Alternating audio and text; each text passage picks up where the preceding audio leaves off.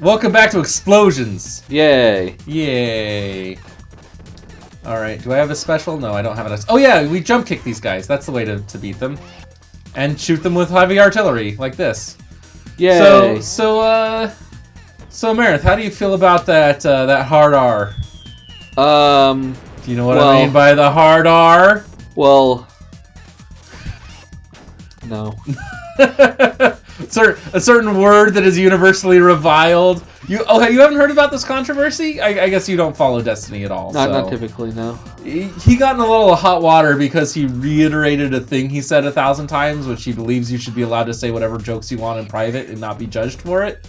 Like, and when I say private, I mean like in small company of like 1 or 2 other people, not like at a party.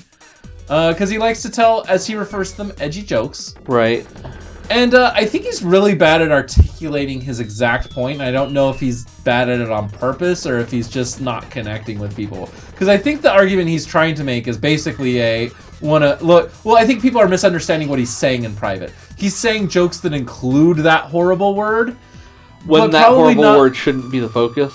Well, yes. Like, I believe sentiment is super important. Like, I don't say it because when you do, like, for the same reasons he doesn't, you tend to empower the people that think that you... Are you using it truly for a derogatory sense? Yeah, there are certain people where you say that word and they're like, aha, this guy's on my side, you know what I mean? He said the hard R word. And I don't want those people thinking I'm on their side. I don't want them using me to justify their bigotry, so that's why I don't. Otherwise, I would be fine saying it in public, if it was like a Chris Rock sort of deal. Like, I don't believe that anyone is necessarily banned from something because of their... I mean, there's a little bit of that. Like, Mel Brooks has a special place in making fun of Hitler because he's Jewish. Like, he sort of gets to, Well, I mean, anyone can make fun of Hitler, but... Okay, anyone can make fun of Hitler. That's a bad example. Like you can't make fun of people... or hang on. What am I trying to say? It's not a bad thing to make fun of inherently bad people or people that have done wrong unto people. Okay. Yes. So okay, to go back to the thing. Don't make jokes necessarily about marginalized. The word I wouldn't normally... In general, I don't think of words as bad. I think of the sentiments as bad. The issue is sometimes a word has such a strong connotation attached to it that it is bad, if that makes sense. Like it is harmful just saying you do it. I can't fucking...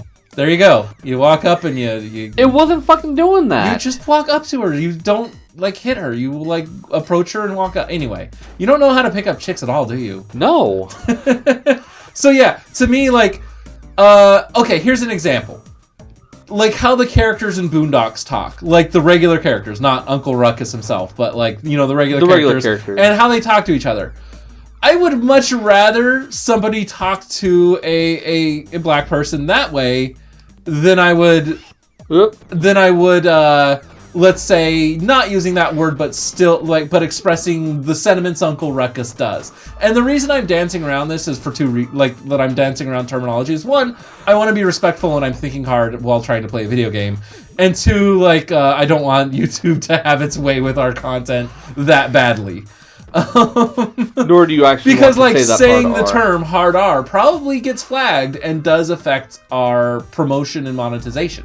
Oh god, these guys. Oh, you have one too. I barely have enough you barely hung on. But yeah, I do think sentiment over technicality, if that makes sense. Like what the person is trying to express is paramount. I just think you're kind of underhandedly expressing some things just by using certain words and phrases, if that makes sense. Like certain words and phrases are coded. However, in his case, people were focusing on the word instead of on the joke. And right. I think that's what's bad. And I also think people don't understand that, when he's saying he's making these edgy jokes, he's quoting Boondocks, or he's let's say somebody greets you with my N-word and they're a very close friend, they're not racist. What they're... And you can gauge their intention. If some of my friends came up to me and said that, I would be like, oh, they're not making... No, let's go forward a little bit. Just a little bit. Come on. Let's encounter... Okay, now. Okay, so that's the for example. If someone uses it in that way, they're kind of mocking the, like, I do believe in ironic humor. And certain times when somebody says an extremely offensive thing, it's because they're mocking the kind of person that would take that seriously. Now, the reason that I say, well, you can't tell that joke in public is because there are some people that don't understand the difference. The context. Yeah, they don't, not context. They don't understand the joke, or they're in bad faith trying to glean something from that joke for their own agenda. So you can say, like, okay, let's make up a fake ethnicity. Oh boy. The Briggerberts. So yeah, like that's a racial slur. That's a new racial slur. So people are making Briggerberts jokes, like out in public. That's probably not a good idea. But if, like, I'm making my Briggerbert joke with you, like, I'm a Briggerbort. You know, I don't hate Briggerberts. It's that it's sometimes it's like you're disempowering the hate by using it. Like going back to the Mel Brooks thing. Mel Brooks was making fun of Hitler, but or Charlie Chaplin. I'm not expressing this well. I apologize. Nope.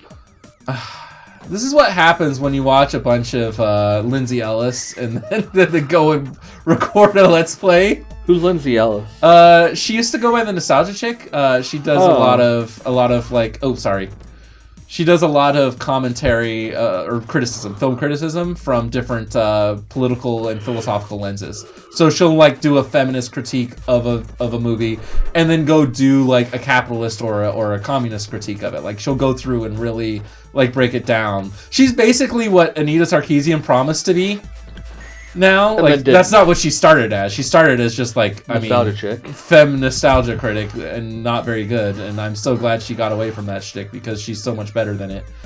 But yeah, anyway. So like, a lot of her sentiments sort of made it into my mind without me having expressed them a lot yet, because I was like, yeah, I agree with that. I like that words, but like, ooh, hi, you should grab that S. I was trying to grab that S, but your head got in the way.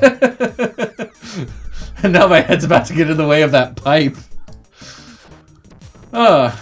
Anyway, so, you know what?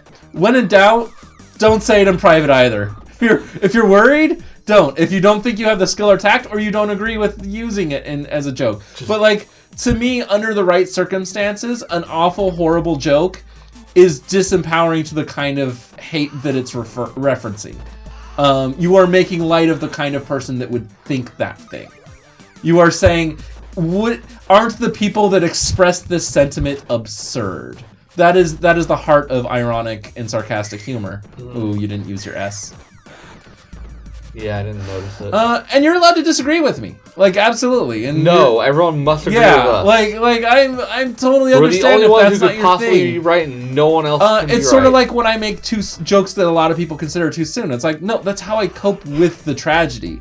I'm making fun of the thing, and often you'll find that when I do it, I am doing it fairly tactfully. You know, when I made fun of, like when I made a joke about the Las Vegas, the big shooting that happened 2 years ago now. I was making fun of the situation. I was not making fun of the people. I was not making fun of the victims. But I did have a guy, like at work, who's like, I will literally not, he stopped associating with me because I made a joke that was at the expense actually, I made a joke at the expense of our employer because it was funny as hell. I won't repeat it because I'm in a public venue, and it wasn't that bad. It's just I don't want to disparage my employer even jokingly on the show. Because I don't want to make people think that I hate my job or hate my employer, because I don't. I like them. And you don't want to lose your job. That's another thing. I'm not too worried about that. I have a ridiculous amount of leeway about what I can say before I can probably get in trouble. It's more of I don't want to give a bad impression, and I legitimately don't want to tarnish my employer. Right. You are okay with that. But anyway. But I made a joke at their expense because I thought it was funny and I was making fun of the situation. And this guy took any joke about the situation as disrespectful because you're not allowed to have humor about these things in his mind. And I sort of get that. But part of me is like, well, meet me halfway and say, like, I don't appreciate those jokes around me. Here's why, instead of throwing a fit. And I think a lot of people throw a fit when people make jokes. It was like Gilbert Gottfried with the tsunami joke, which was in terrible taste in my opinion, and I don't like that joke that he told. But I also don't think it's worth canceling someone because you didn't like the joke. Like, in my opinion, there's no such thing as too soon. There's just in bad taste. If you had told that same joke 5 years later, it still would have been a bad joke. But I don't think you should cancel someone for one bad, poorly delivered joke. Yeah, I can agree with that. Unless they're Roseanne, then absolutely cancel A. Next time on The Branch.